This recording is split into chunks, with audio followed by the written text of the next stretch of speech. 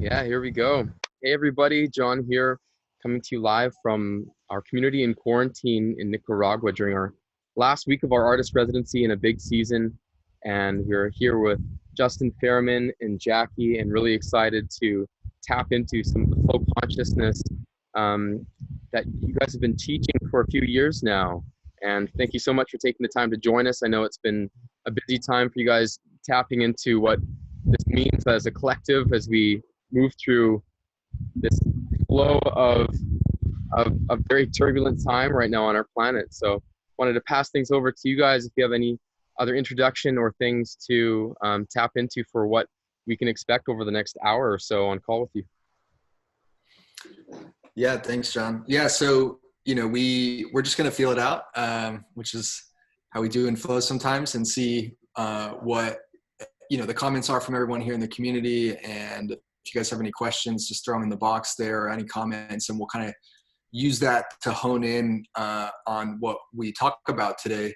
But in general, we'll be giving an overview of the art and science of living in flow consciousness, and we'll talk a little bit about what that is in a second. But just as a kind of an introduction to our work and just in the context of what's going on right now, this is really like an essential skill set, right? Because flow in general and flow consciousness specifically, is really designed to help you thrive in any situation that you might possibly be in, whether it's a pandemic, whether it's just a normal, everyday thing, whether you're just hanging out in the jungle, doing backflips all day. It doesn't really matter what's going on. Flow is really designed to help you thrive, to help you find the path of least resistance and highest success and fulfillment, and really accelerate your growth and your evolution. So it's a good time for this work, and we'll be breaking it all down today about how to start tapping into that. But yeah, couldn't think of a better way to spend your time right now, to be honest. Yeah, I would add that too. This work no doubt will resonate with this community, because you guys are free thinkers. You've been living off the grid, out of the matrix for a while. So you guys are already tapped into this. And so these skills will just take that to the next level. And I'm curious, and please share in the comments either now or throughout the workshop while we're giving some content and the overview, what are the unique challenges that your community is facing at this time? I know so many of you are gig workers and do events and things, and so now that's all changed indefinitely, and we don't really know the landscape or how things are going to be from day to day, much less months down the road. So we'd love to hear what's alive for you guys right now. What are the challenges you're facing? What are some of the emotions you're dealing with? What's really up for you, so we know how to best support you in this?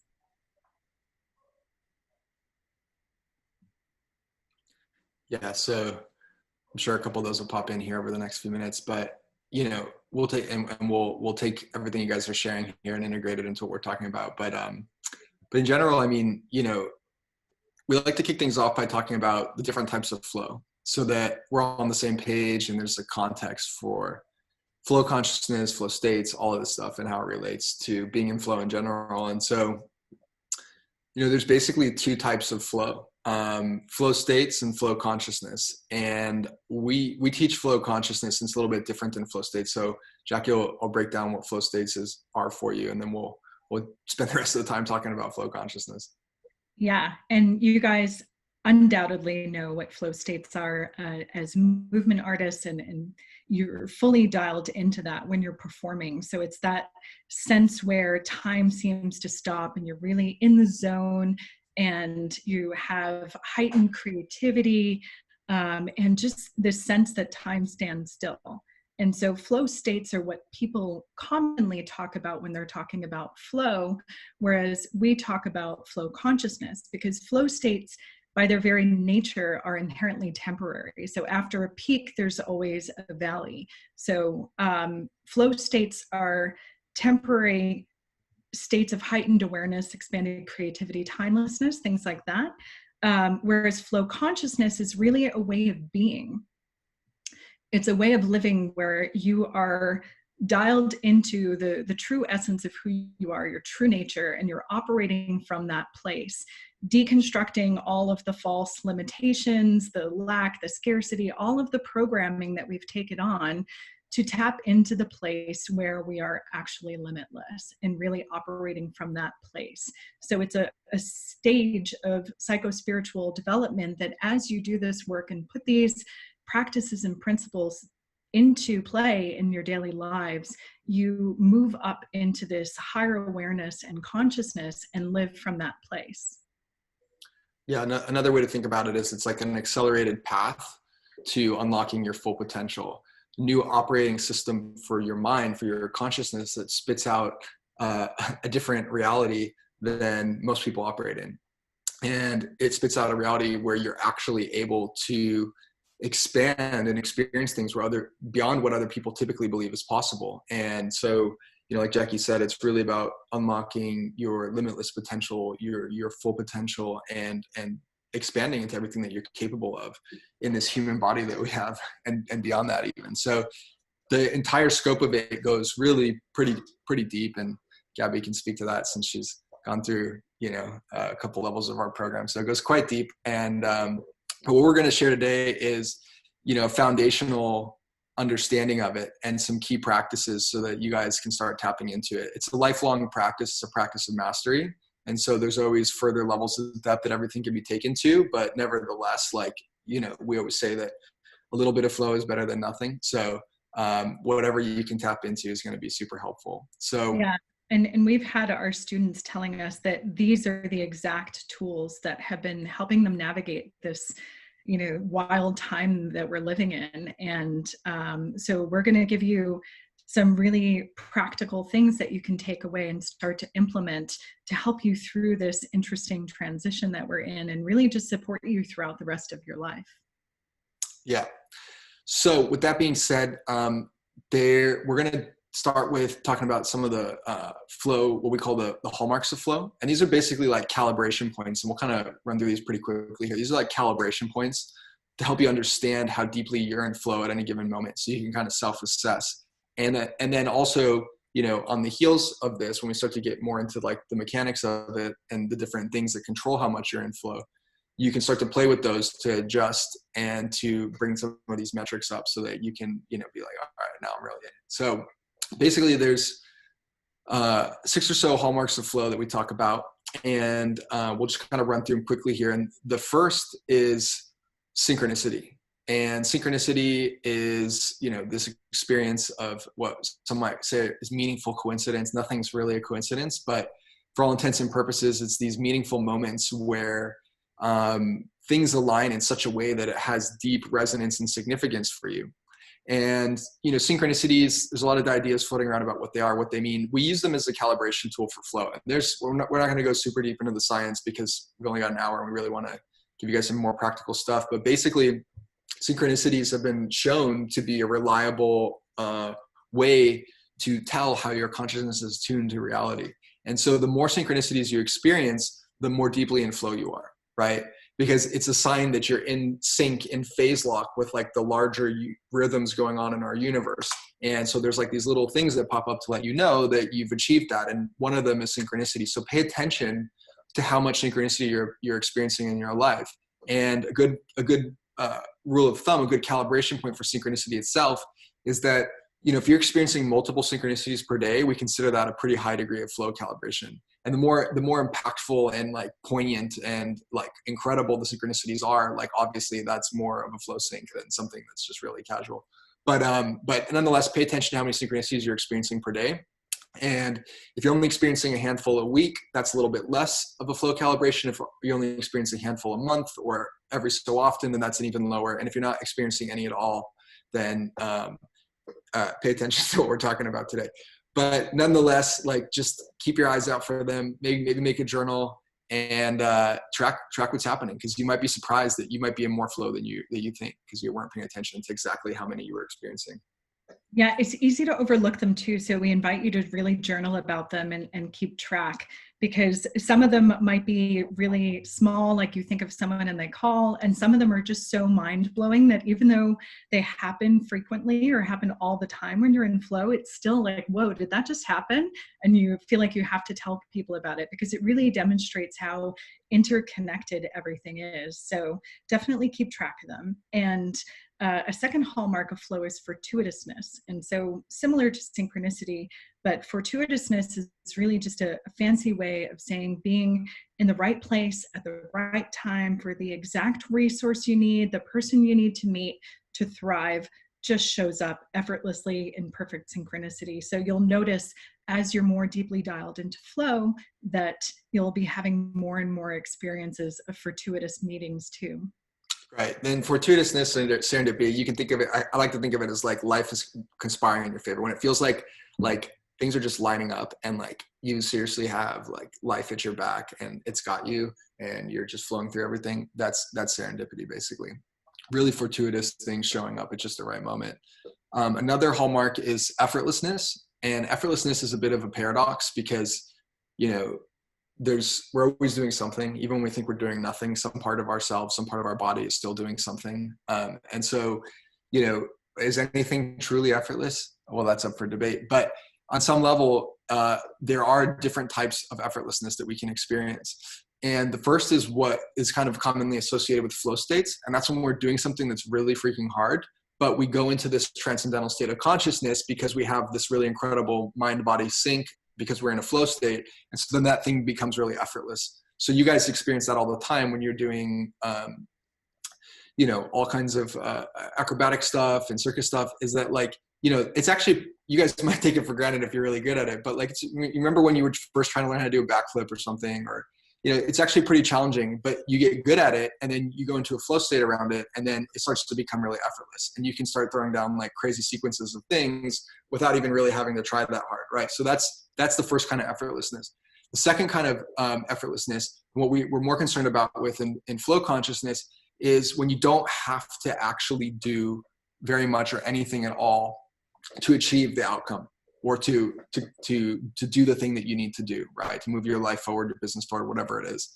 And that's more about being at the right place at the right time and making the correct string of decisions. We'll talk about that later, so that you are at that place where the exact resources that you need to thrive just shows up effortlessly. You made the connection with the person. You were at the spot on the island. You were at the right spot or, right time in history where you started the company that went on to be a unicorn, whatever it is, like you're at the right moment, at the right place, at the right time. And then the resources that you need just happen to be there because of the different decisions that you've made as you move through things.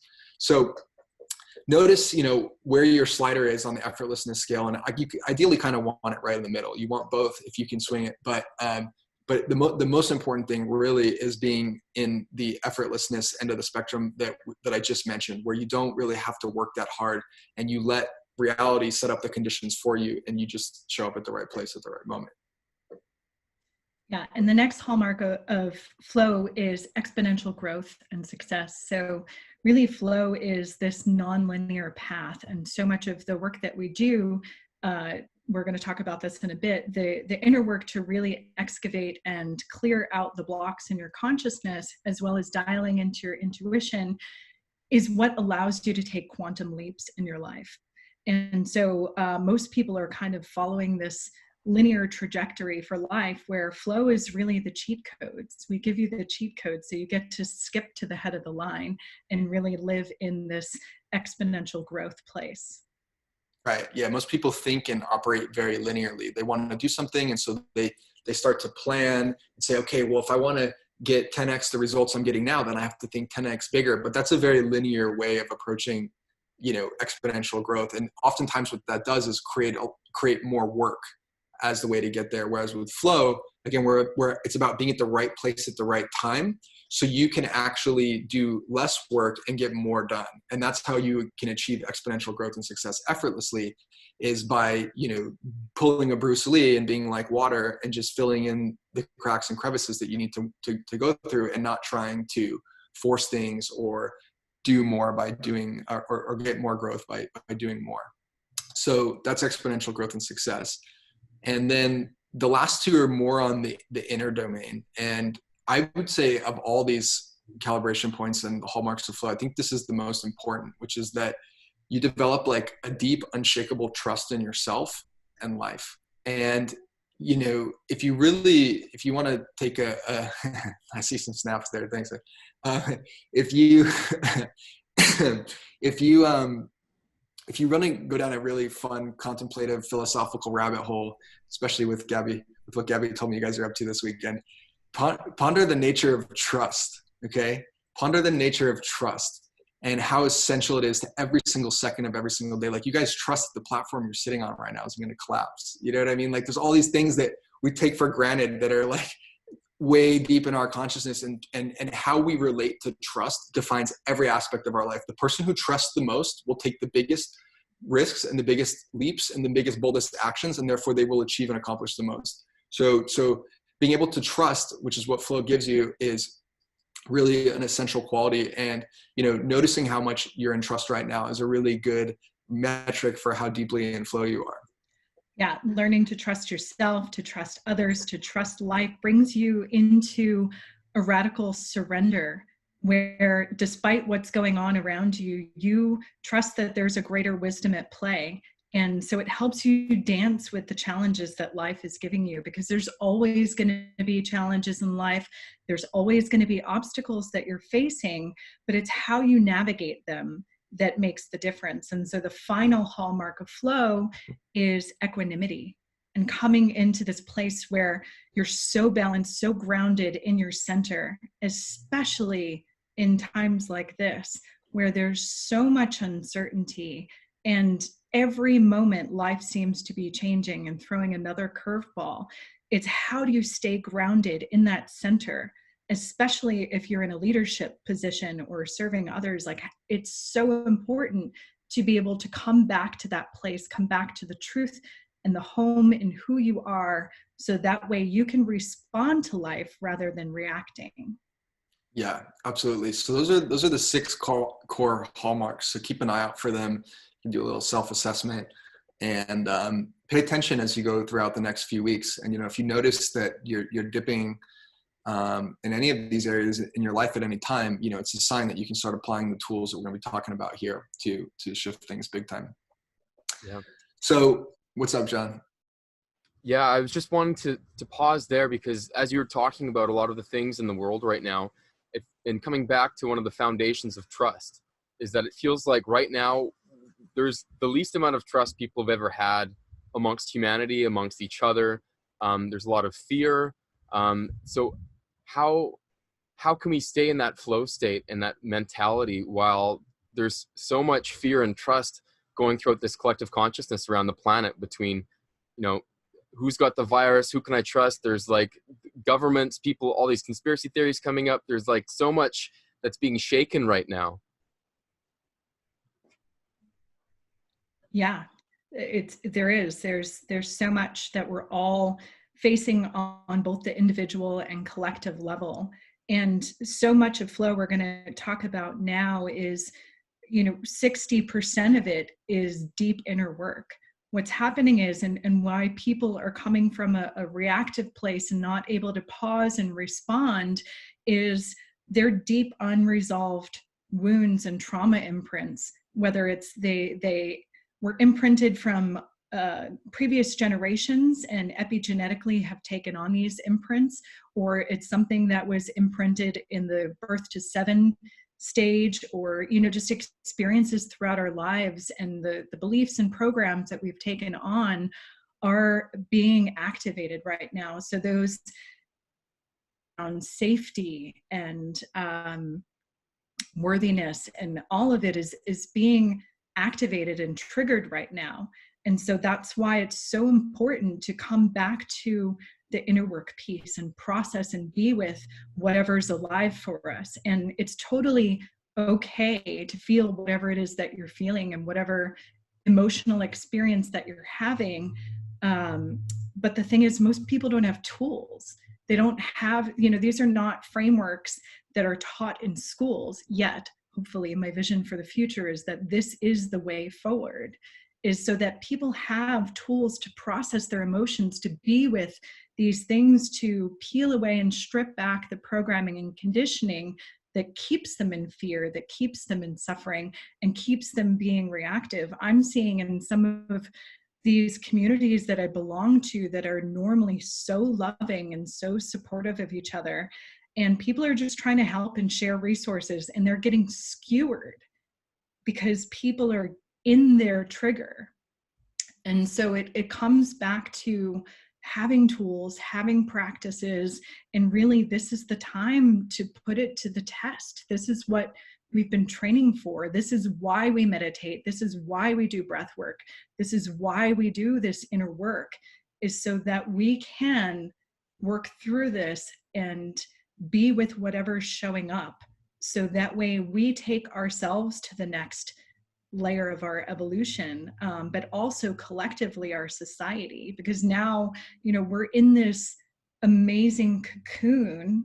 I'm sure you've all heard the metaphor of the caterpillar turning into the butterfly, where it has to literally dissolve and disintegrate into a puddle of goo. And then from the imaginal cells is reborn into the butterfly. And so collectively, all of these systems that do not support the sustainability of our planet, they're not sustaining human life, all of these systems that we have, the political system, the economic system, the healthcare system, the education system, all of the cracks, this is a major stress test, and it's showing where all of the instability is in these systems that are no longer serving humanity and our planet. And so it's a huge opportunity for us to individually do the work, process our shadow, deal with all the fear and the emotions that we're coming up with, and then collectively, so that we can rebirth these different systems in a way that's more sustainable and better for all of humanity and for the planet.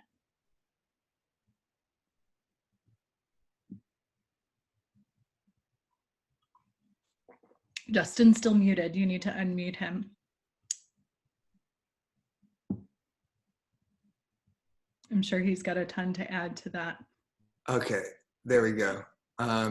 Yeah, I think this is an invitation to defragment your mind because basically,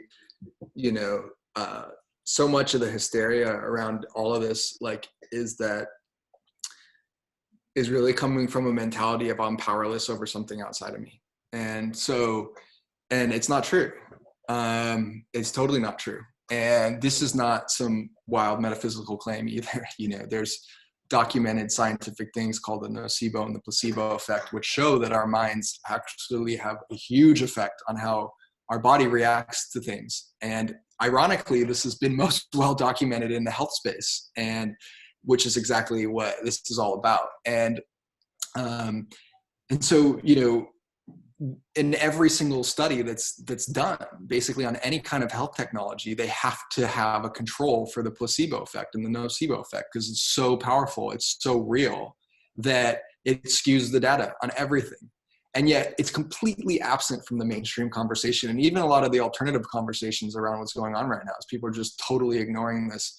And part of that is because it's hard to measure, because we don't have the technology other than when we're doing controlled studies. We don't have the technology to really understand yet how much our mind affects our body. We just know that it's very powerful, but we don't have a way to measure it yet. But at the same time, it doesn't really matter because the writing's on the wall, which is that get control of your mind and your beliefs, because when you do that, you're naturally going to be creating immunity for yourself to not only what's happening, but when you put the things we're about to talk about into effect, you're also optimizing your life for flow too. The same things that you would do to optimize your mind to have more immunity in a situation like this are the same things that you would do to be in flow. So I don't think that's a coincidence. I think that that's just kind of some secret reality codes that the universe is hey, 2 birds with 1 stone, guys, come on. So on the heels of that, let's dive into that, because I think that's probably what makes the most sense to talk about, is most interesting for everyone. It's also not suggesting you go around licking shopping carts and stuff. It's really coming to this place where you get to use discernment from that place of trust. who to believe, what resources, what is truth, when there's so many conflicting things. There's so many things out there. You know, if you consume the media, it just, like, there's so many things that could make you so crazy. So it's, how do you know what's best for you? Because you're so dialed into your intuition, your inner knowing, that you can make decisions from that place of what's most serving me, what's most loving for me, not from a place of fear and just like taking on this collective angst and anxiety that people are, you know, just constantly getting sucked into. Yeah. So how do you defrag your mind? Well, the first thing is that you have to understand the different levels on which your mind works and operates. And then you can start to figure out and put into practice the different things we're going to be talking about. And on a meta level, like, there's two layers to flow, what we call inner flow and what we call outer flow. And it's a false separation, to be totally honest, because everything's just one continuum. There's actually no separation. But nonetheless, for all intents and purposes, we need to kind of differentiate between the two, because otherwise it can get a little bit heady, shall we say. So basically, inner flow is everything that's going on when what we perceive of as inside of ourselves. So our mind, our beliefs, our emotions, our perceptions, like our internal experience of reality, right? What we perceive as us, internal, that's internal flow. External flow is how we navigate reality externally. You know, where we put our bodies in space and time, like what we say, what we do that is represented externally, and how do we optimize that, right? So these are the two main levels that we work on in flow. And the internal reality, the internal flow, we say it's about 60% of getting in flow, because we want to emphasize just how important it is. If you didn't do anything externally and you only worked on yourself internally, like, you would still be able to get in a really high level of flow. Obviously, we want the most possible, so we do both, but the internal level is really, really important. And that's why we start here. And so the essence of internal flow is really understanding the nuances of how you create your reality on these three different levels that we're going to talk about in a second. Because mindset is basically everything. when you really get deep philosophically, like, what's going on in here in our mind and our emotions and our awareness, that's everything. Nothing else happens without that. And so we want to optimize that part of ourselves for flow, because it's the part that everything else emerges from. So basically, there's three levels that we create our reality on. And the first that we're going to talk about is we call the level of personal reality. And personal reality is basically refers to this idea that we don't see reality as it is, we see reality as we are. And what that's saying is that everything we experience gets filtered through our beliefs, right? Everything that we experience gets filtered through our perception. None of us see or experience reality in quite the same way. And this has been proven, you know, if you get deep into, you know, psychology research, this has been proven. This is not, you know, some wild claim. And how we experience reality is dictated by what we'd say is the gestalt, right? Which is the sum total of all our beliefs interacting together. And so because of that, we're all experiencing a completely different reality than everyone else. Even though we share a lot of things and we share a lot of, you know, understandings, if you were able to, like, if I was like able to download into John or Gabby or vice versa, okay, we would notice just how different our realities are, and they'd be quite different. And so it's really important to understand that, because what that means is your beliefs are going to determine your experience of reality. And depending on how those are tuned, you're going to be getting different experiences spit out the other end. So if your beliefs have an extreme negativity bias or fear bias, then you're going to experience a lot of fear, and you're going to experience a lot of negative emotion and shame and anxiety and anger and uncertainty, and you're not going to be able to trust. If your beliefs are tuned in a way that are really positive and what we say would be tuned for flow, then you're going to experience an abundance of opportunity. You're going to have deep self-confidence. You're going to see you know, resources that can support you no matter where you go, and all these great things that flow gives you access to. Yeah. So just taking on this idea that everything in life is inherently neutral, that we are meaning-making machines as human beings, are always trying to filter, sort, delete, generalize all of the information that's coming at us, bombarding us in every second. We align that information according to what we believe. We have this confirmation bias. And so we are constantly labeling things as good or bad, right or wrong, positive or negative, and layering these different judgments on it, when in reality, everything is subjective. And we're all seeing it through a different lens based on all of our cultural programming, religious programming, all of the different ways that we were brought up and the lens that we see things. So, for example, I had friends who just announced that they're ending their marriage and they've got a daughter, and I grew up Catholic, and so there was programming around till death do us part, and you have to be married forever, and if you get a divorce, then that's really bad. But yet they were in celebration of their parting, and now they get to co-parent from a really beautiful place, and they're honoring their 10-year commitment to each other. But they've evolved and grown apart, and they did it in a really beautiful way. But we tend to see things like divorce, death, whatever it is, as negative, because we have these different beliefs that we've taken on. And I think, there's no better example than what's happening in this world right now. It's like, so there's this thing, COVID-19, coronavirus, and depending on your lens, maybe it's a hoax, maybe it's created by 5G, maybe it's just a cover for, the like clearing out of the nefarious Illuminati things, or maybe it's a generated bioweapon, maybe China's just trying to take down, every other economy and squash the dollar.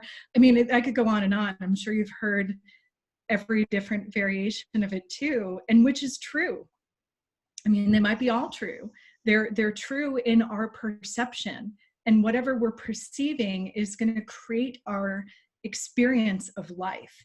And so as human beings, we always have choice. We can't control what's going on in the world, but we always have choice in how we get to respond and what lens we're choosing to see life through.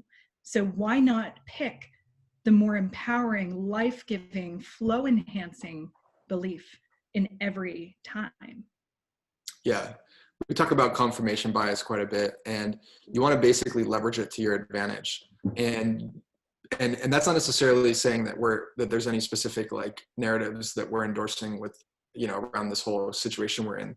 But in general, like there's ways that you can tune your beliefs so that no matter what happens, you are able to get reality to conspire in your favor. And that'll make a little bit more sense when we get to this next layer of how we're creating our reality. So that was the first layer. The second layer is how we're creating what we would call our external reality. And this is kind of bridges the internal, what we just talked about, with the external. And so the second level that we create our reality on is how we position ourselves in space and time through our beliefs and our thoughts and our decisions and our actions. Okay. And to paint the picture of how this works, came up with a model called BETDAR. And BETDAR is basically the reality algorithm of your consciousness. It basically is how you move at the deepest level from beliefs, like we were just talking about, through out to your manifested external reality. And it kind of paints a picture of the sequence of events so that you can start to understand how to tune these things to get reality to conspire in your favor. And so BETDAR stands for beliefs, emotions, thoughts, decisions, actions, and results or reality. BETDAR. Beliefs, emotions, thoughts, decisions, actions, and then reality. Okay.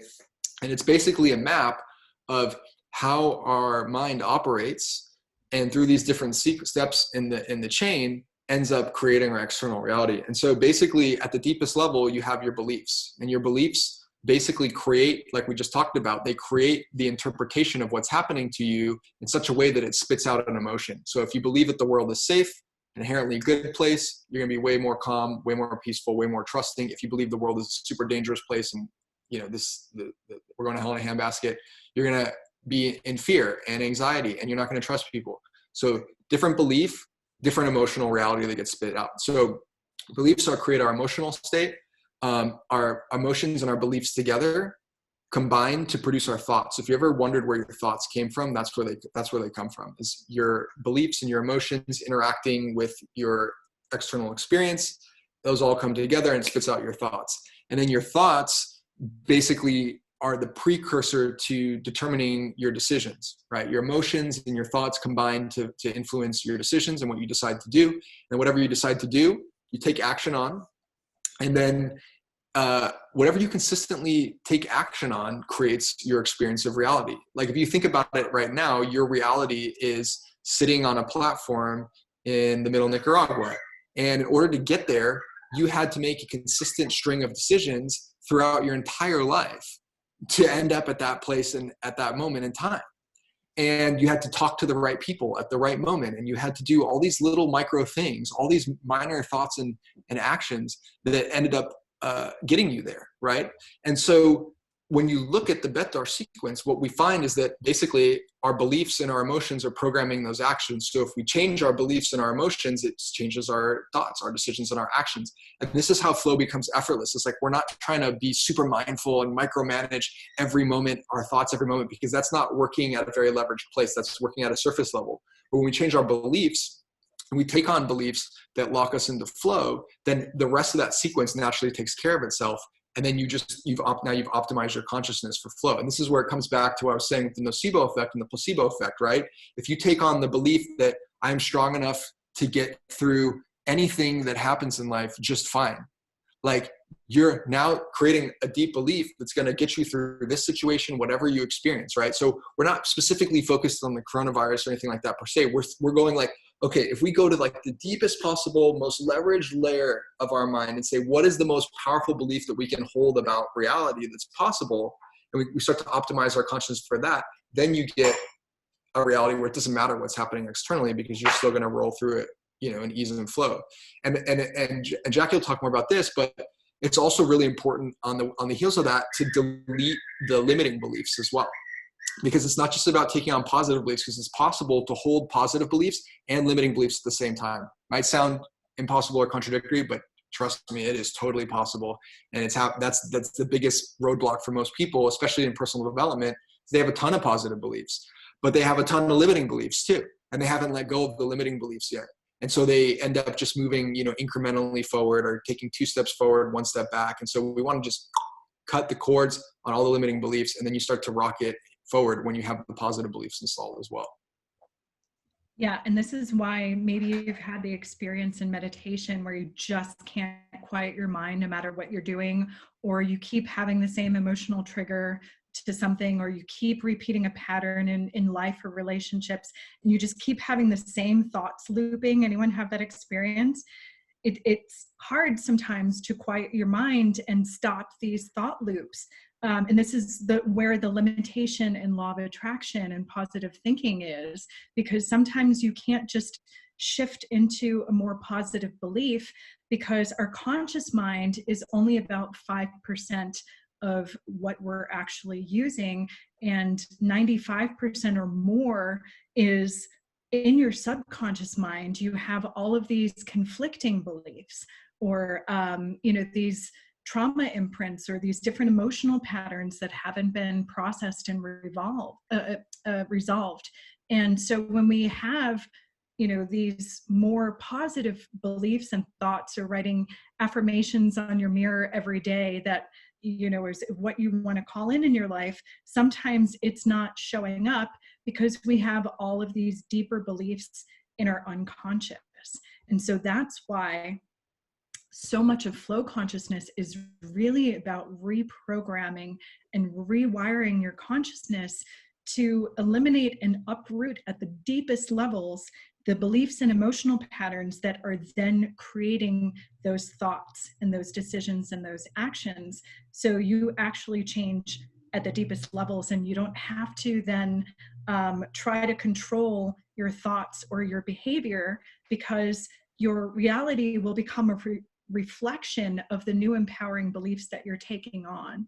And we work not just at the level of awareness, but at the mental, emotional, energetic, and physical levels to really actually excavate and reprogram those, so that way you have a reality where you're living into these new empowered beliefs without all of the layers of conflicting beliefs below. Because as we talked about before, we've got hundreds and hundreds of these core beliefs that we've taken on from our ancestors, have been imprinted throughout our lives from media, culture, religion, life experiences, all of these different ways that we've collected these beliefs of being unworthy of love, being not good enough, feeling like we don't belong, like we have to work hard to be successful, and so on and so on and so on. There's so many of these that are subconsciously steering the ship.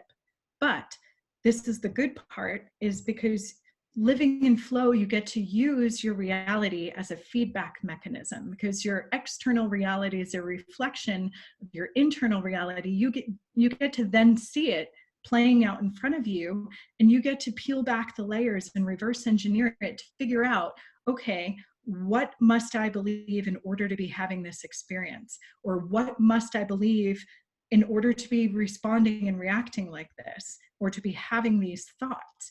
And you get to drill down and find out what those beliefs are, and you actually get to rewire them and reprogram them.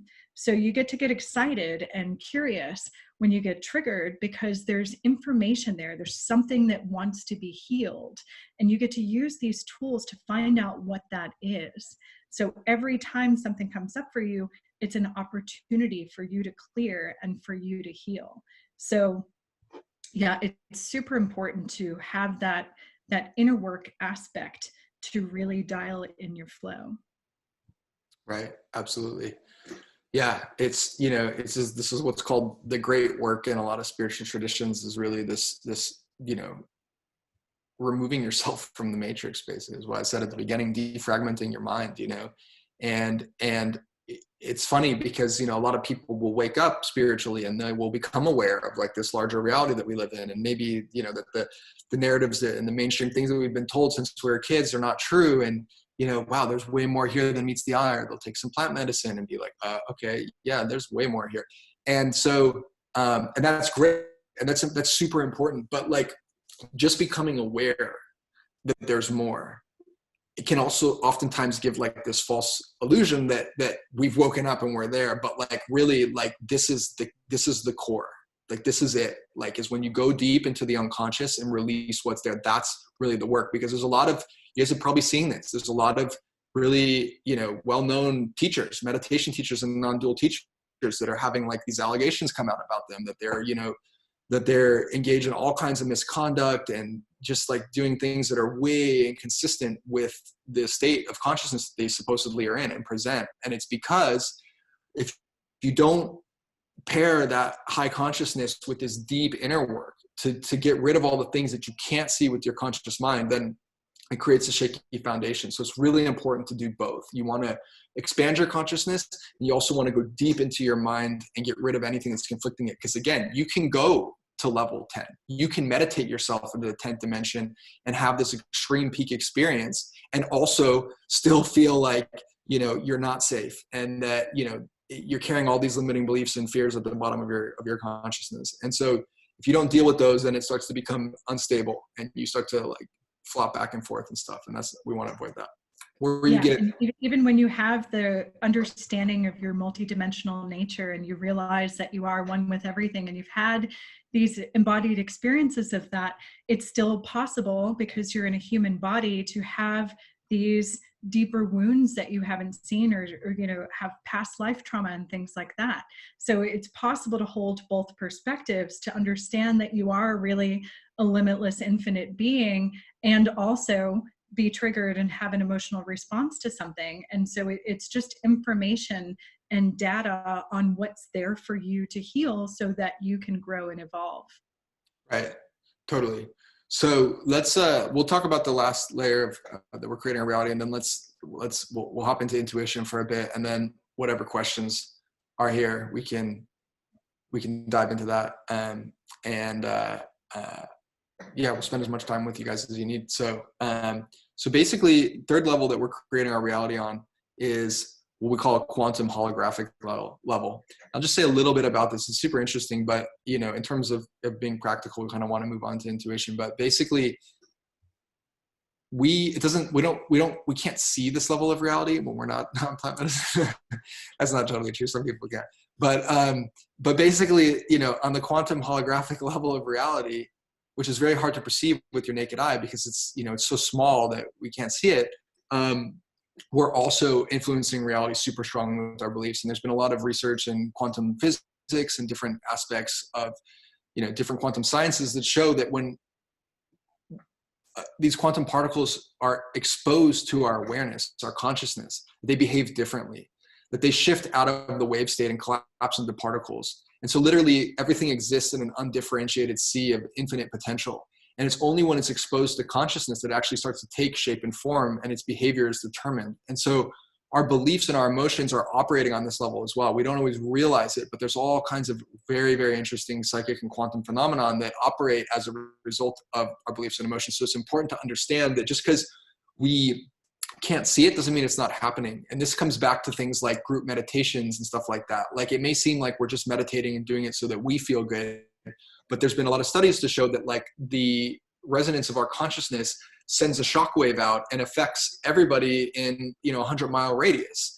And that there's actually a decrease in crime and an increase in other beneficial things that happen when a group of people come together to meditate consistently, or even if they're not in the same room or just meditating in general. So it's important to acknowledge how powerful we are on that level. And that you know, when we're doing our inner work, we're not just working on ourselves, we're actually helping everyone else. And so a lot of times people feel like they want to go out and be in service in the world and, like, you know, go build wells in Africa. I'm like, that's great. And you can totally do that. But like, that shouldn't be seen as better in any way. It's equal to us just sitting in our own home and processing our own emotions and healing our own limiting beliefs. It's equally powerful. So just know that you're operating on that level too. And, you know.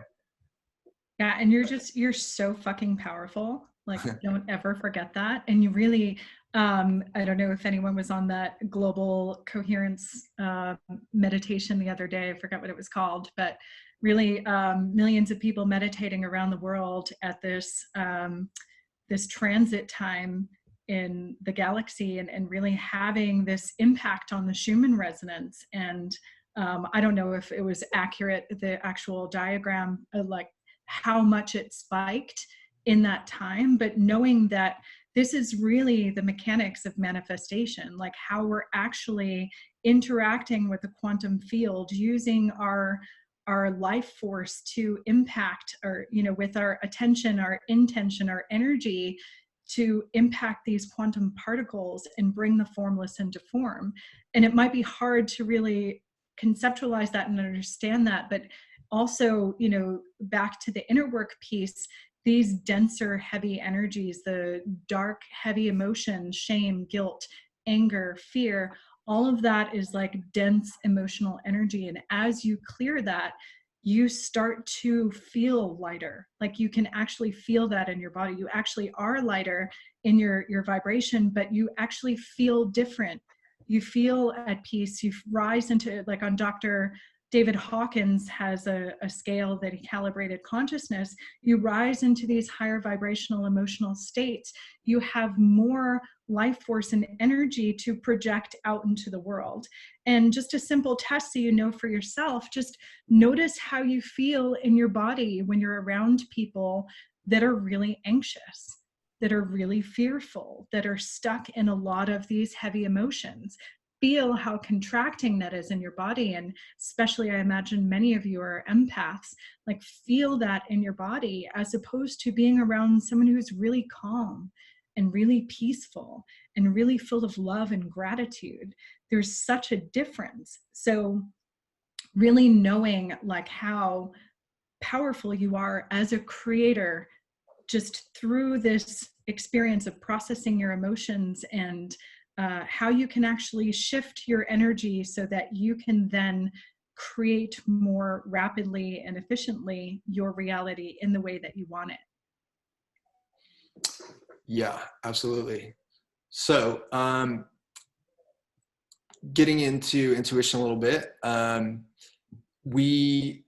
there's 7 core flow principles that we teach, and so we're definitely not going to have time to go into all of them today. But one of the most important ones and one of the most actionable ones is around intuition. There's a couple that kind of revolve around using intuition artfully, and so I want to talk about that as it relates to flow, and give you guys a tool you can work with to start tapping into intuition more deeply. And if you're already good at intuition, then this is going to help you take it to another layer too.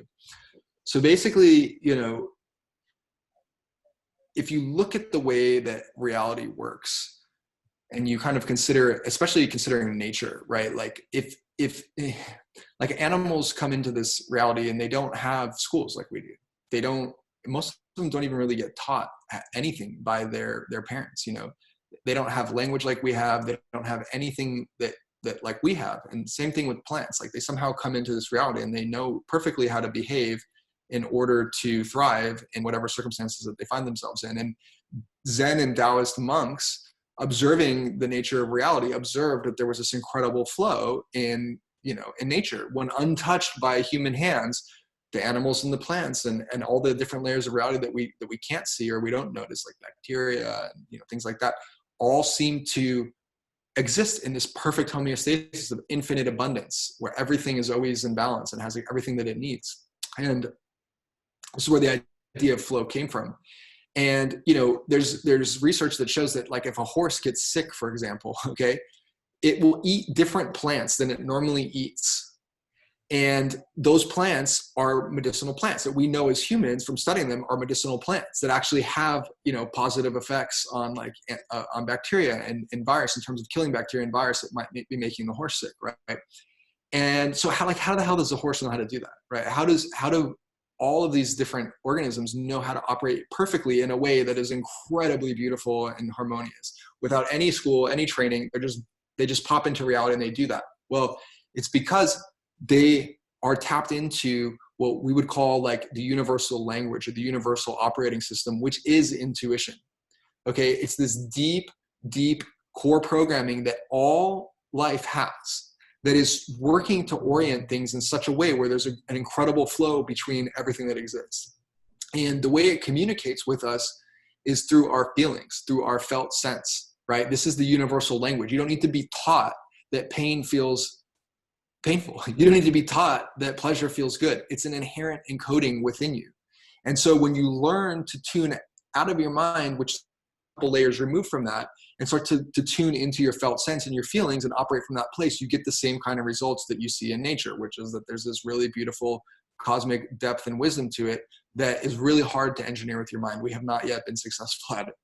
And there's a lot of scientific reasons why intuition is better too. If you just look at the raw numbers of intuition compared to rational analysis, our intuition processes about 65 billion bits of information per second. Okay, 65 billion with a B. Our rational logical mind, on the other hand, processes about 60,000 bits of data per second. Okay, so anytime you're looking at something through the lens of your rational mind, you're leaving out 64 billion, 900 million, like 950 million. I can't even say the number, right? It's like, it's too large. Okay, you're leaving out that many data points. So just comparing that, you're going to make better decisions with your intuition every single time, because it's considering way more things and things that we don't notice with our conscious mind than our conscious mind is. And so it's going to be optimizing for your highest safety and highest self-expression and thriving at all times. That's what it does. It's wired to do that. The universe has to have a bias towards you thriving and everything thriving in order for it to exist. So that's what your intuition is tuned for. So when you listen to that, you naturally get in flow. But it requires you to let go of rational analysis, which makes us feel really good, like we have some semblance of control with our minds, when the truth is that our intuition is really calling the shots and running the show. And that's a large part of the problem, is our society downplays or just like doesn't even know the importance of intuition. We're trained to really think logically and rationally, and we tend to operate from the neck up. And so I just want to draw a distinction when Justin says it's our feelings. We tend to think of feelings as emotions, but just drawing a distinction between feelings as just the felt sensations in your body, because if you're experiencing it as an emotion, that's a clue that you've gone up and interpreted the felt sensation in your body through the lens of your belief and perception. So your intuition doesn't communicate with you via emotions. That's when you're analyzing it with your rational mind through the lens of your beliefs and your perceptions, and labeling what that sensation is. Because when you guys perform, you might feel a lot of energy in your body, and to one person that might be terror and fear, because you're going to go out and do this dangerous stunt, or performing in front of people makes you nervous because you have an experience when you were a kid and something happened and kids laughed at you and whatever it is. So that energy in your body you might experience it as fear or terror, whereas someone else might be like, I'm so fucking excited. I get to go out in front of all these people and do this thing that I've spent so much time training for, and it just fills me with so much joy. So it's really just the energy, the felt sensation in your body is your intuition. And like Justin said, this is your innate fundamental biological wiring. We all have access to it. We are all intuitive beings. And so often as kids, we were taught not to trust that. And we may have felt something and an adult may have shut it down. An authority figure may have denied what we were experiencing. And so we were taught not to trust it. And so it's an innate capacity that we all have access to. We can all tap into. We just have to relearn how to access it and how to really navigate and trust it. Because really, like, operating from intuition is simple, but it's not easy.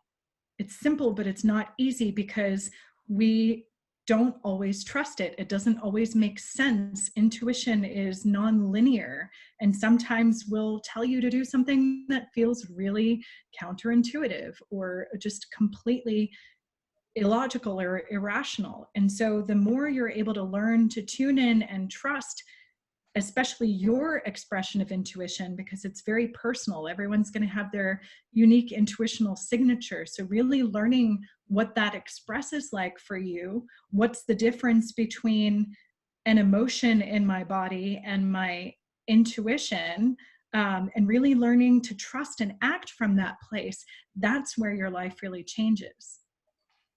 Absolutely.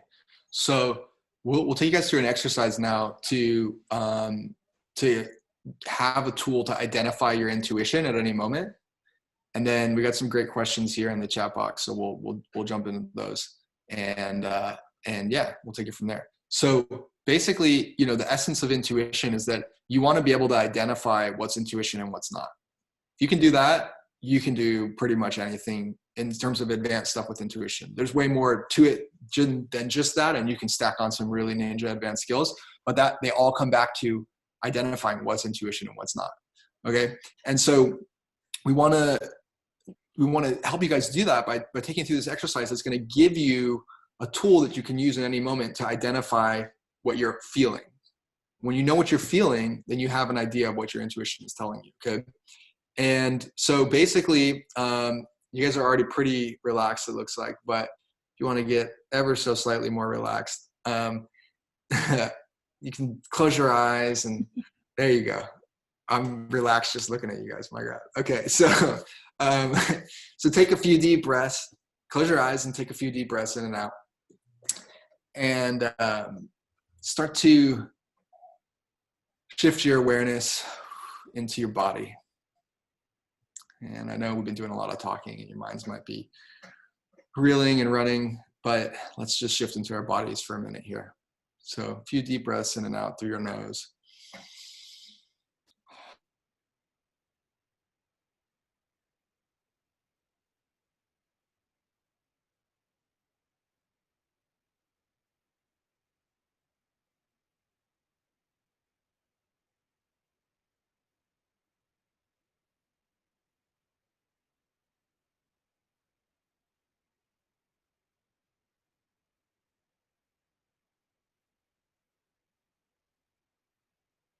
where you're not sure what the right choice is to make. Okay, so once you think of a decision you need to make between two choices where you're not sure what the right decision, what the right choice is. Okay. And I encourage you to pick something that's really big, that's important to you, where there's a lot on the line. You don't have to, it can be something small too, but oftentimes it's easier when there's something really big on the line. And I want you to label one of those choices, one of those decisions, choice A, and one of them choice B. Doesn't matter which is which, just label one of them choice A and one of them choice B. It's an important decision that you have to make where you're not sure what the right choice is. One of them choice A, one of them choice B. And when you have the two choices, I want you to bring choice A into your awareness. Keeping your eyes closed, bring choice A into your mind's eye, into your awareness. And as you do, whatever represents choice A to you, as you do, I want you to notice how you feel in or around your body, anywhere in or around your body. Okay? Do you feel heavy and dark and contractive and dense, things on that wavelength? Or do you feel maybe on the opposite end of the spectrum, light and expansive and uplifting and free? Something similar like that. Maybe it's a positive tingling. Maybe it's the chills and it feels nice. Just notice how you're feeling. If it feels expansive and light, uplifting or pleasurable in some way, or if it feels heavy and uncomfortable and dark, or something on that wavelength. Just notice how choice A feels to you. In or around your body. Sensation can be in, anywhere in or around your body. Once you've had a chance to get a read on choice A, keeping your eyes closed, just let choice A slip out of your awareness. And I want you to bring choice B into your awareness, your mind's eye, whatever represents choice B to you. And I want you to go through the same process, to notice how choice B feels. Is it heavy? Is it something dense and contracting, maybe unpleasant? Feels constricting in some way? Or is it expansive and uplifting, or maybe even pleasurable? Just notice how choice B feels to you, in or around your body, anywhere in or around your body. And when you feel like you've had a chance to get a clear read on choice B, you can open your eyes and come back to the room with us.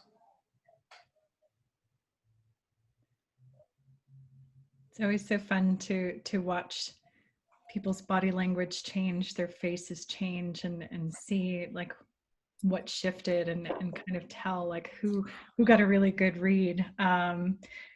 So yeah, does anyone feel like they got some clarity around a difficult decision? Either pop a comment in the chat, give a hands up, thumbs up. Cool.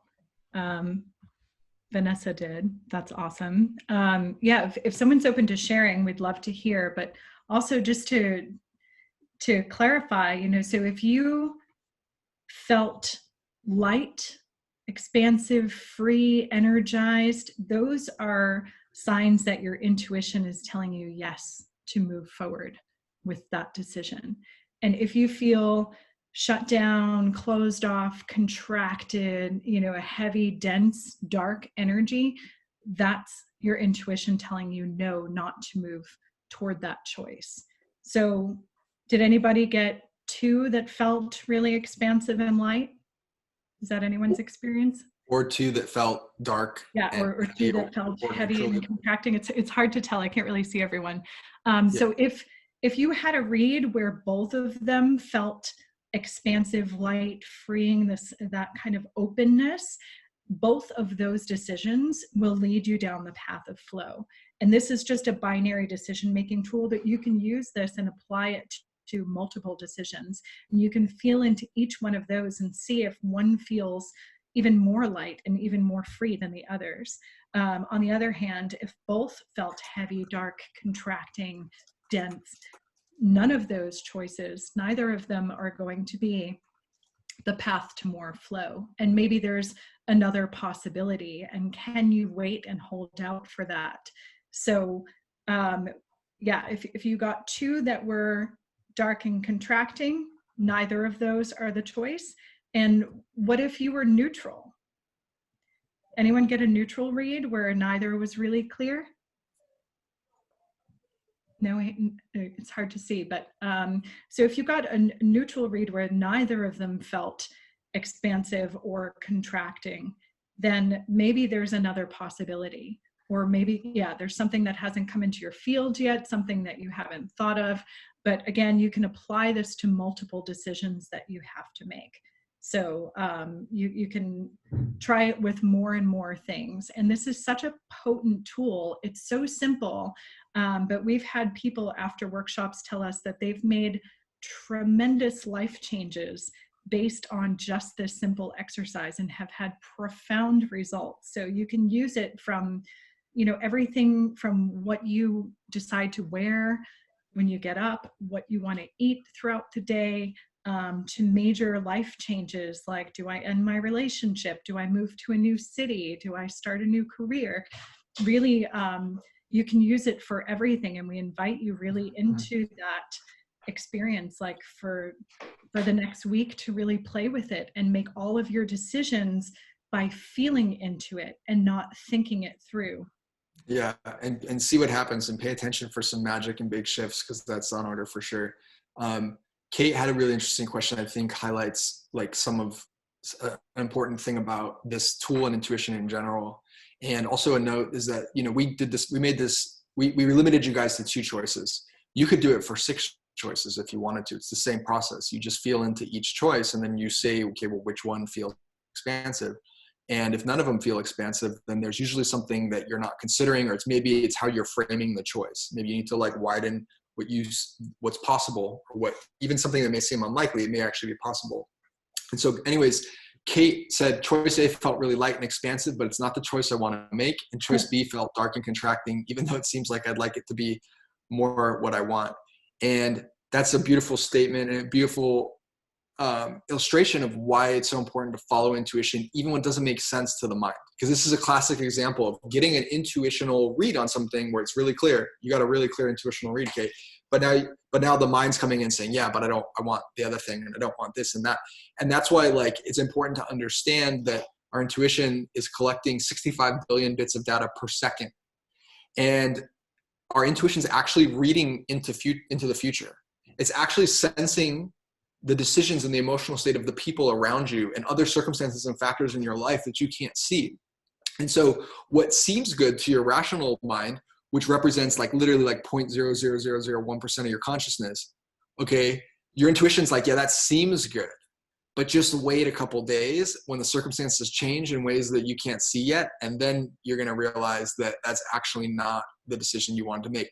Or it may be reading way far out into the future. It may be reading 3, 4, 5, 6 months in advance. And so you may make the decision, and your rational mind might even be like, yeah, see, I told you you should have made the one that I wanted you to make. But then 5 months down the road, something happens and you're like, dang it, I wish I would have made the decision my intuition did, because it was already taking that into account and planning for it. And so that's why Jackie is inviting you all to follow your intuition for every single decision, because they all matter. And you want to start making decisions from every single one from intuition, because you never know what your intuition, you can't know with your conscious mind exactly what your intuition is tuning into.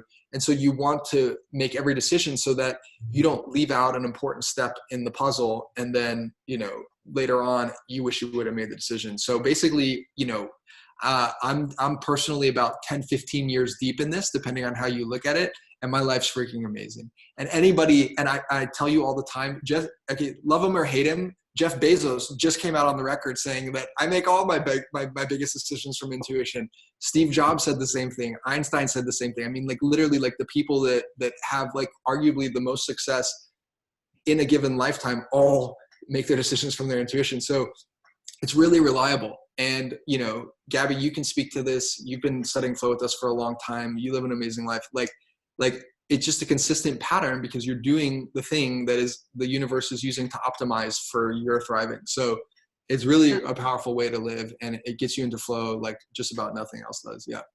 And like you said, sometimes it's the micro decisions, the things that seem insignificant in our day, but it's like maybe your intuition is telling you to take a nap. And during that nap, when you normally would have been going out to the store or doing whatever you had on your to-do list, you may have gotten hit by a car, which, you know, sounds ridiculous. But we had a woman in a workshop was telling us that she had a strong intuitive read to not get on a plane at one point, and she was like, it doesn't make any sense. I spent like $800 on this flight, and you know, logically it didn't make any sense for her to not get on this plane, but she didn't. She was pretty tapped in, and so she honored that. And that was one of the planes that crashed into the World Trade Center on 9/11. So it's like, we don't know all of the things, like, you know, every micro decision we're making is positioning us in space and time on a different, you know, decision tree that's going to lead to different opportunities and different possibilities. And so by following our intuition, that's always going to put us on the path of highest flow. And sometimes it really doesn't make sense. Like, I turned down $10 million funding for my dream vision years ago in order to go and coach on a tech incubator in Chile for 3 months where I wasn't going to get paid at all. So it really made no sense, especially to the people around me who were like, are you insane? And trying to figure out why I would do that. And I didn't really have a good answer. I just knew in my body that it wasn't a yes to move forward with this thing that on paper seemed like everything I'd always wanted.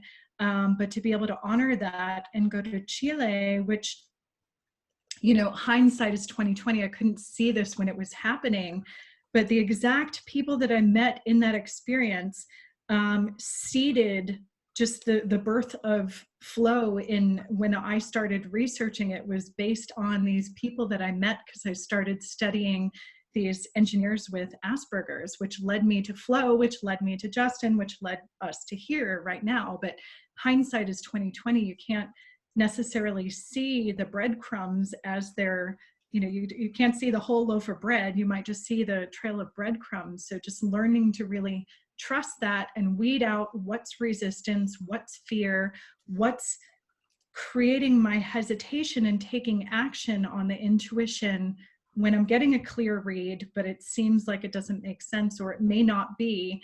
You know, like if you do the coin toss and you flip a coin, you may think you have two choices, but usually someone's calling it in the air, or when it lands, they're feeling disappointed because they actually knew they wanted something else. So it's really just taking action from that place and trusting it. That's the hard part. Right, exactly.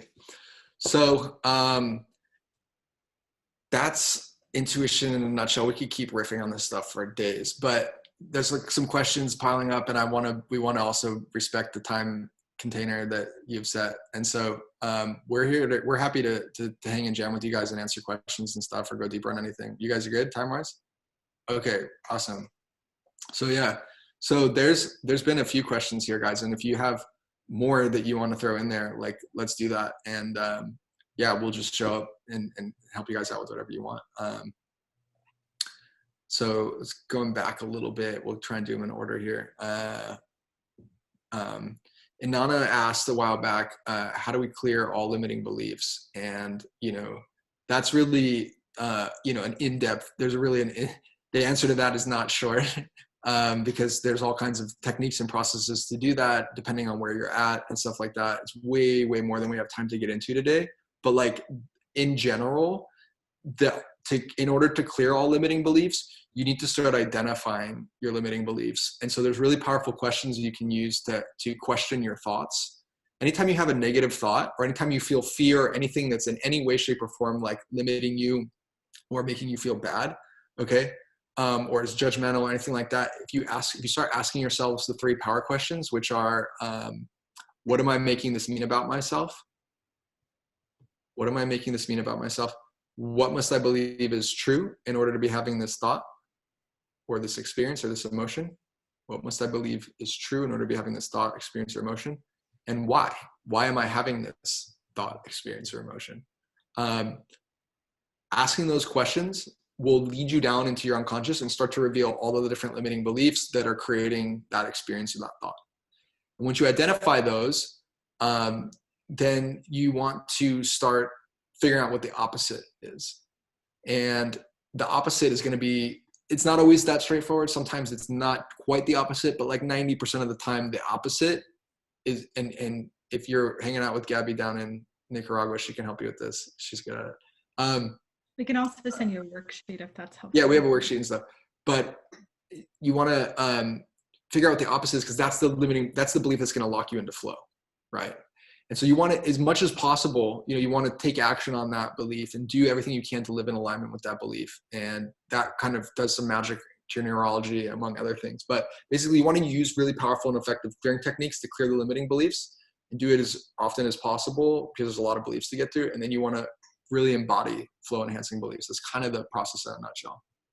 Yeah. So when you're choosing the opposite belief, to really try to find the one that feels most resonant with you and feels most expansive to you, and then find models of possibility, like who in your life really embodies that belief. Like maybe you have a belief that you are not a great speaker, and you can't get on stage in front of people.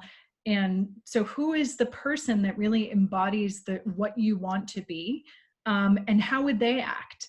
And then start to act as if you are someone who is the embodiment of that core belief. And then it's really important, in order to rewire your neural pathways, to gather evidence, right? So just like we said before, you're always going to be filtering information to match what you believe. Start to use that to your advantage and find evidence that supports the positive, empowering belief that you want to take on. So, if your belief is that you're not articulate or a good speaker or whatever, every time that you feel like you're speaking well, reinforce that and find evidence, so that way it's really rewiring your neural pathways. Yeah.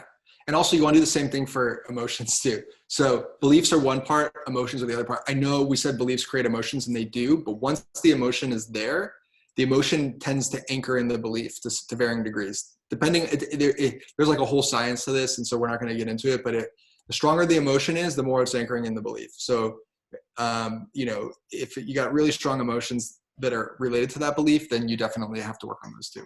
Same process, but different tools. We can send you a document that has all of the questions, but also the process for mindful questioning, if that's helpful. Yeah, totally. And we did a training the other day, actually. Given the situation, we normally don't teach the techniques that we use in the program outside of it, for a lot of reasons. And one is because there's a lot of training and context that goes around that to help support people through it. But given the circumstances, we did decide to take one of the techniques we use for working with fear and create an entry-level version that people can use. And so if you guys want, we can share it with you, John or Gabby, and you guys can check that out too. And they'll give you something to use, start working on fear, specifically fear and anxiety and stuff like that. So we'll share that with you guys. Let's see here. So you guys had some questions about intuition. I think I'm trying to rewind back here a little bit. Okay, so the Momentom Collective asked, why does the universe want you to have your greatest flow in mind to thrive? Also, is the universe conscious? This is a cool question. Basically, the universe is optimizing for its own evolution. Okay, the universe is optimizing for its own evolution.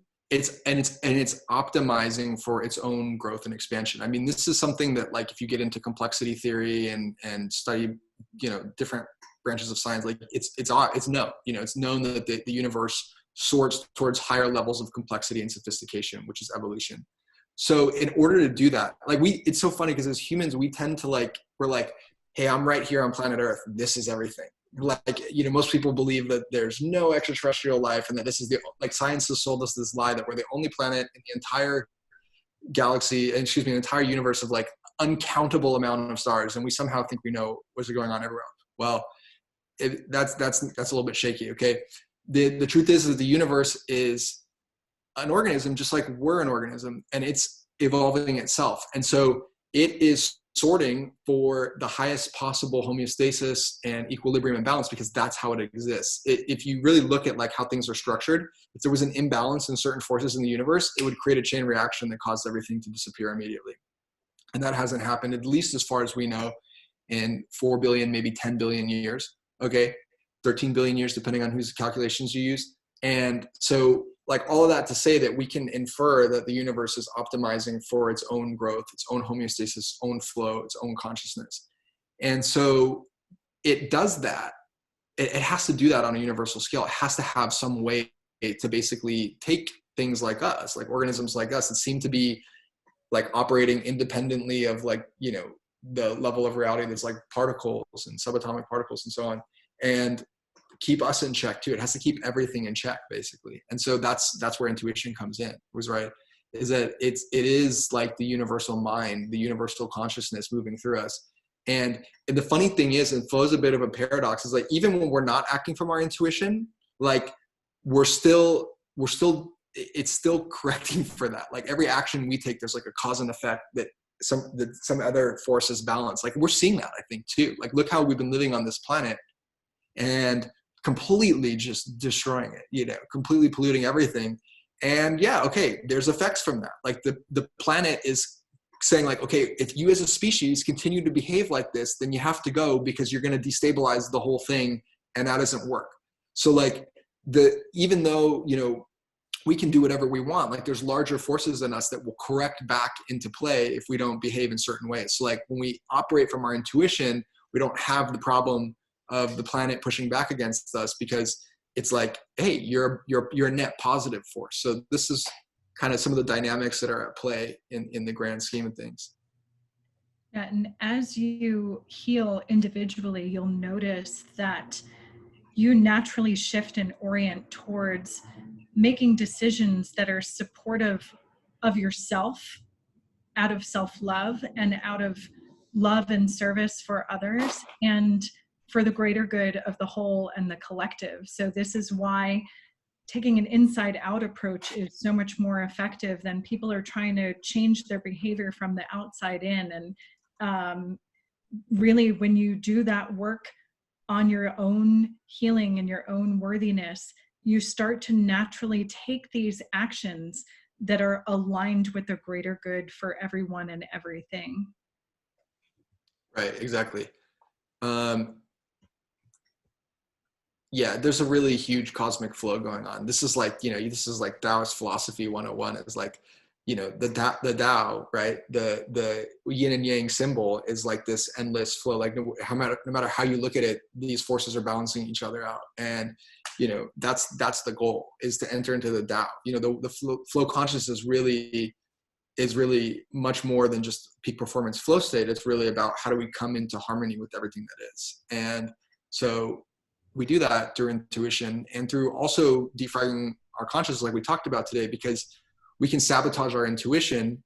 If you use the technique that we gave you well, you get meditative, like you will be able to transcend your limiting beliefs temporarily with the technique. Okay. But the long-term, that's like the path of making it challenging. That's like trying to run up a hill with the ball and chain on. It's like, just do the work to get rid of the ball and chain, and then you can, glide up the hill instead of having to like hustle and grind the whole time.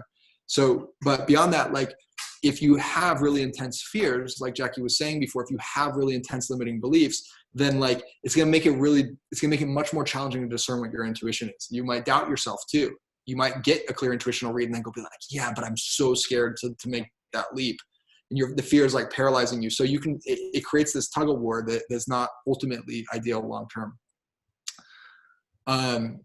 Leah was asking about the power crushes. I think a few people were asking about that. And once again, what am I making this mean about myself is one of them. I'll paste it here. What must I believe is true in order to be having this thought, experience, or emotion? It was typed what must I believe is true? What must I believe in trust? But it's actually, what must I believe is true? That's what we want to ask ourselves. Because we want to know what our mind thinks about the thing in order to know what's going on. And then why is the last one. Why am I having this experience, thought, feeling, whatever it is, if it's negative? Yeah, and the deeper you go, the more you keep asking the question, you'll get to deeper core wounds. So on the surface, it might just be, I know it's hard to think of an example off the top of my head, but it might be like related to the actual experience, the triggering experience that's happening. But as you peel back the layers and go deeper, you might ultimately get back down to, I'm not worthy, I'm not lovable, I don't belong, things like those really deep core wounds. Right. Yeah. Man, I can just tell you what you find on the surface and what you find at the bottom can be very different. So like really different. I can't even begin to tell you the stuff that we've helped people find under the surface. It's like kind of mind blowing. And that's it, because the triggering experience is not actually, you might have a disproportionate reaction to the thing that's happening in the current time. But what's happening is all of the unprocessed emotions and wounds are being activated. All the ones that were repressed, suppressed, like not handled and dealt with, layered and stacked up. So when that thing is happening, it's actually triggering all of those deeper unprocessed wounds. Yeah, totally. That's why it can be something really simple and then someone like flies off the handle. It's because like on the surface it was like, hey, why did you like not do that thing that I asked you to do? And in the deep psyche, it's like, I'm super afraid of being killed right now. You're like, I can't trust anything. It's just like complete different reactions. So that's why sometimes people fly off the handles, because one part of their mind is like, yeah, this is pretty simple. Another part of their mind is like thinking they're going to die. And so they react accordingly. So David had a really good question here. He says, can you see intuition as only emotional response, or the best way is the rational perspective and use the positive feelings as a confirmation of possible futures? And that's a really good point. You know, I think sometimes the way we talk about intuition, it can kind of seem like you got to just shut down your mind and never use that part of your capacity again, like your rational analysis. But you want to use both, but you want to let your intuition lead. You want to let your intuition lead and your conscious mind or your rational mind follow. So, and if your conscious mind is leading, that's fine too, but just check it with your intuition. Like if your conscious mind says, okay, I want to do that, like notice how that thing feels. Does it feel like one of the sensations we taught you guys in the exercise? If so, then great, green light, go for it. If it feels very different though, then stop and don't just proceed. Just call that into question. And then maybe use a technique to kind of dream bigger.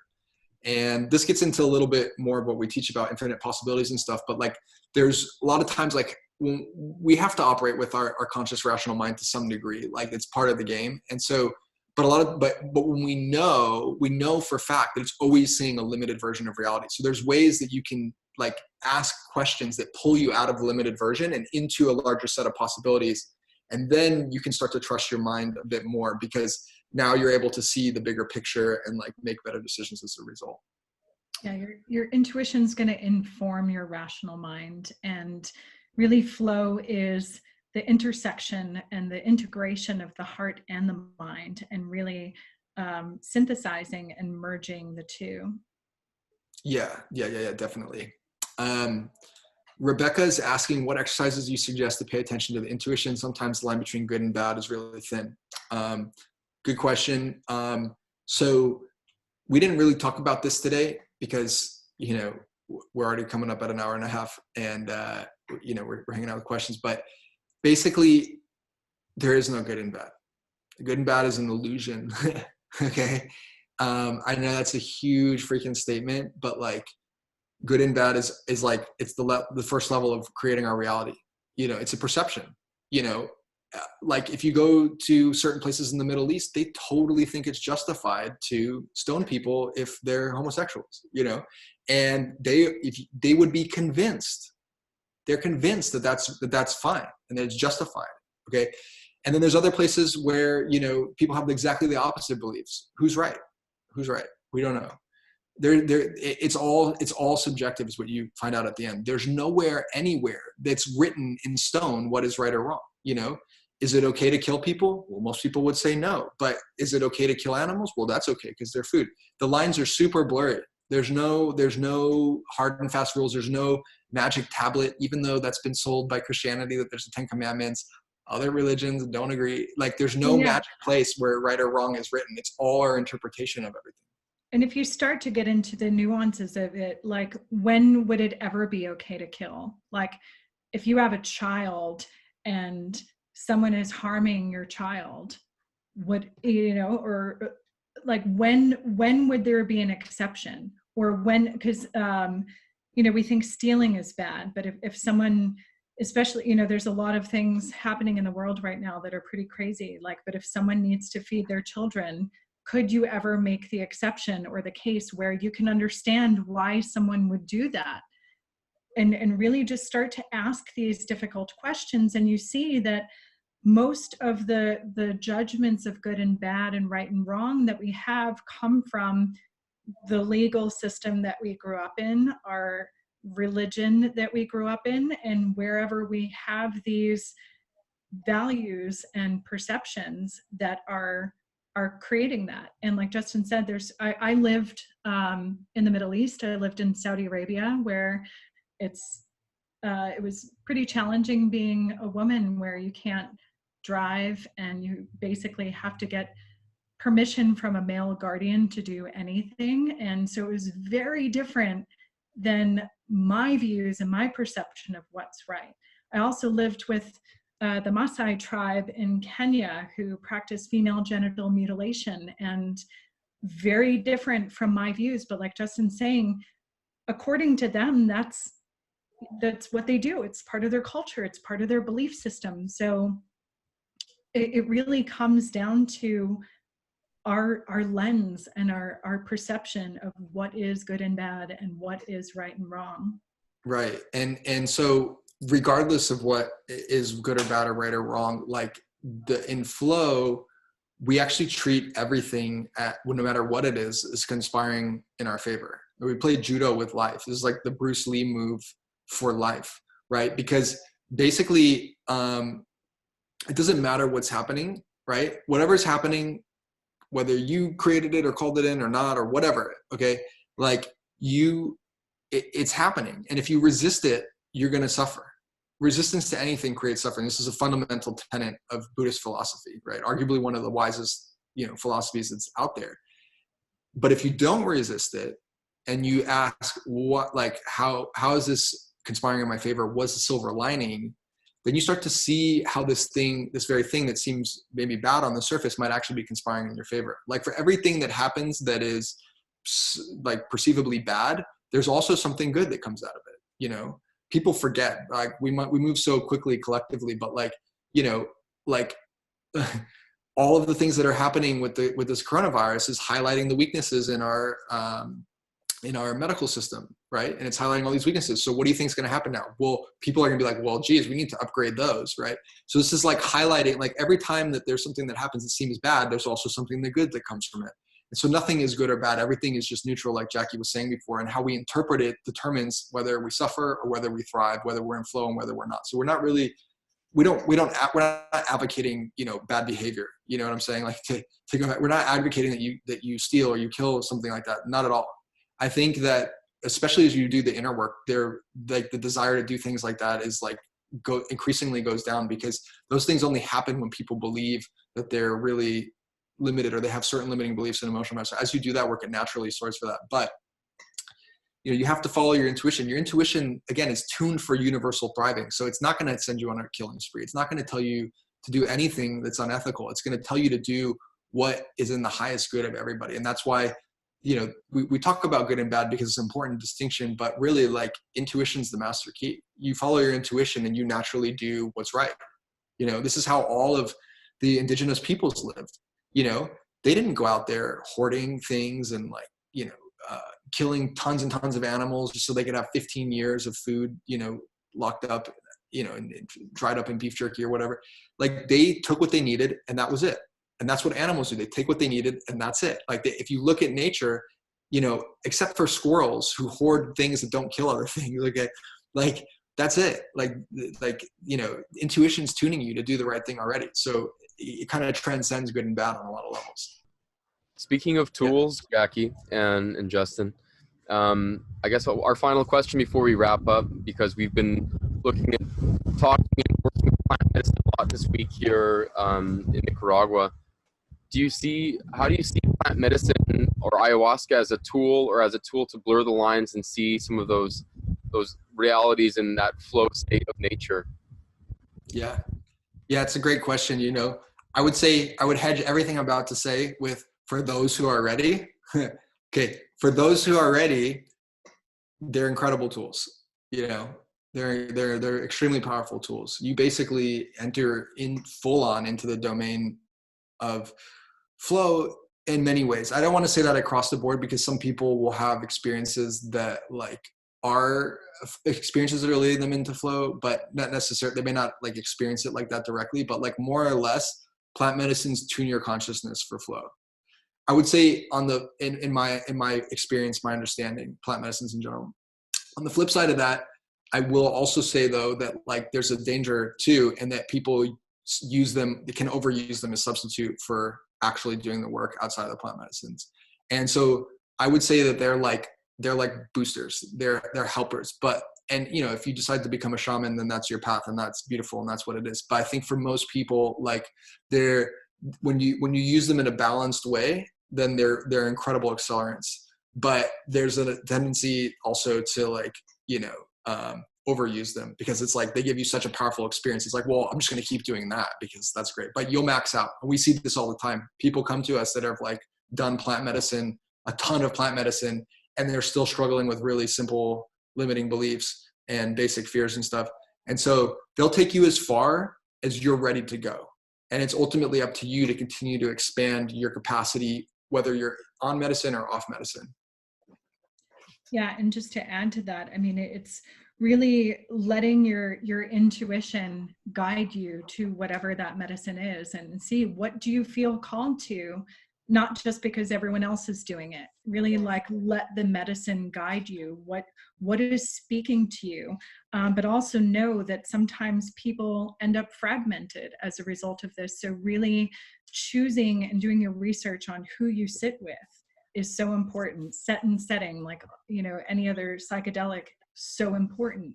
Really having integration and powerful tools and support, both going into the experience and beyond the experience, to process what comes up, so that way you know how to actually work with it and integrate it. Because if you don't have a foundation of inner work, it can often create a higher ceiling. It's wow, I saw God, I know what's possible, but then I came right back down to where I was. Now that gap is so much bigger. So knowing that you have support on the other side to be able to properly integrate and work with the experience, and really just feeling into what medicines you're called to work with, and not just doing it out of FOMO, or because everybody's doing it, knowing that they're powerful master teachers, but can also kick your ass, so you may have a really beautiful transcendent experience, or you might really get your ass handed to you. And I would say what I've noticed is the more of a foundation of inner work that you have, the more of a peaceful, transcendent, blissful nirvana experience you'll have. If you're newer to inner work and haven't done a lot of that, you might have a lot more of a hard time and some darker things to process and work with. So just know what you're getting yourselves into, and make sure you're held and supported in a safe space, with proper integration. Yeah, and I'll just say one little last thing too, and then I'm done. No matter what happens on plant medicine or at any point in your life, the worst it's going to do is bring you face to face with fear. That's it. Even if you have a really intense experience and it's really uncomfortable, at the end of the day, you're just going to be left sitting with one of your most intense fears. So if that happens to you, then use the tool that we teach in the next training, and the training that we're going to give you guys for free to work on it. And you're going to be okay. whatever happens, you're going to be fine. You're going to get through it. So just trust yourself, trust the medicine, trust life. You're good.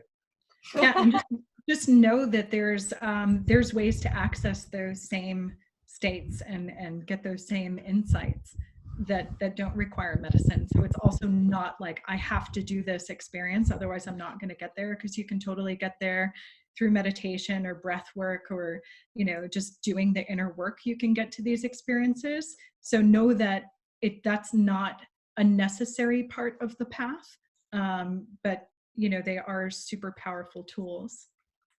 Yeah. And speaking of tools, where else can people find more information, more tools, and going a bit deeper with the work that you guys do? Yeah, totally. So we posted some links in the chat box. If you guys scroll up a bit, there's one for our website, Flow Consciousness Institute. That's just back a little bit, and maybe you guys will send some things out. I posted a couple links in the chat. So that's that's a great place, Flow Consciousness Institute. We have a lot of content that we're posting there. Also, Jackie and I's personal social profiles, like on Instagram and Facebook in particular, we post a lot there. And if anybody's feeling inspired to do the program, I know Leah asked about it in the chat. We're because of everything that's going on, we're offering like a super big discount, like we've never done before. We've never done it before. Yeah. So I posted a link in the chat box, and maybe you guys will send that out afterwards. And so we're going to send you a bunch of resources. Be our guest. Come play with us. It's fun over here. So amazing. Thank you guys so much. Justin. I think we're gonna share this video on our social media after, and so our entire community will be able to see this. But I just want to say, you guys know how much I thank you for the classes and all the workshops that we've done together, and I've seen like exponential growth when I apply like flow mastery tactics.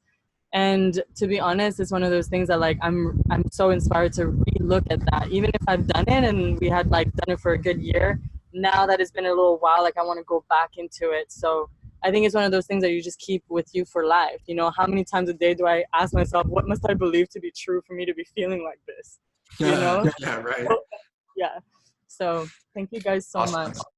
Yeah. We're so grateful to you both. You guys are so amazing. Yeah. So thanks for having us. Such an incredible community. Well, we're excited to have you guys with us sometime soon once all of this settles down. And when we're all out on planes again. Yeah.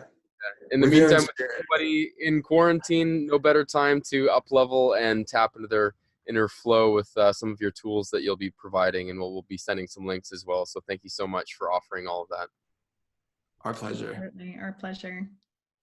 Great. All right, everyone. Have fun out there. Looks like the sun came out just in time for you. So. Yeah. Thank you so much. Enjoy the rest of your day or night wherever you are in the world. Thanks for everyone who came through as well and witnessed this. It's a pleasure. Yeah, good to see the Momentum fam tuning in from around the world. So thank you, everyone. Bye, guys. Love you. Bye. Lots of love. Take care.